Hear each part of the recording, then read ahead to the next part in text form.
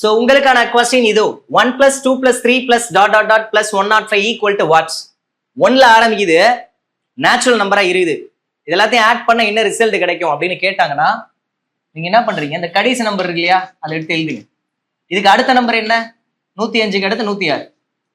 இது ரெண்டையும் மல்டிப்ளை பண்ணிட்டு 2ஆல் அடிச்சு கொடுத்தீங்கன்னா ஆன்சர் கிடைச்சிடும். சரிங்களா? n × n + 1 / 2 இந்த ஃபார்முலா தான், வேற ஒன்றும் இல்லை. என்னன்றது இந்த கடைசி நம்பர். சரியா? 1 to 2 5 to 10 இங்க 53. இது ரெண்டையும் மல்டிப்ளை பண்றது மட்டும் தான் நம்ம வேலை. 105 × 53. நீங்க என்ன பண்றீங்க, இந்த 105 இருக்குல்ல, இதை பிரிச்சுக்கங்க. 100 5 × 53. சரியா?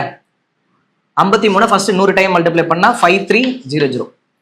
53 5 டைம் மல்டிப்ளை பண்ணா என்ன கிடைக்கும், 265. அப்புறம் இது ரெண்டையும் ஆட் பண்ணிக்கங்க. 5 6 5 5. புரிஞ்சுங்களா? 53 × 105. 105 டைம் நீங்க 53 மல்டிப்ளை பண்ணணும். நான் என்ன பண்றேன், 100 டைம் ஃபர்ஸ்ட் மல்டிப்ளை பண்ணி எழுதிடுறேன்.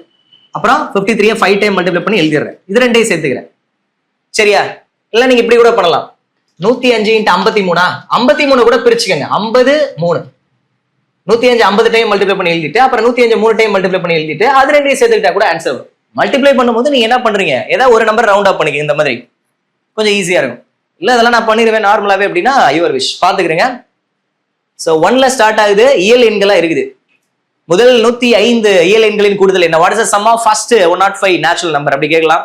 அது எதுவரை வேணா கேட்கட்டும், 105 தான் கிடையாது, எவ்வளவு நாளும் கேட்கலாம். அப்படி கேட்டா கடைசி நம்பர் எடுத்து எழுதிட்டு அதுக்கு அடுத்த நம்பரை பக்கத்துல போட்டு 2ஆல் அடிச்சு கொடுத்துருங்க.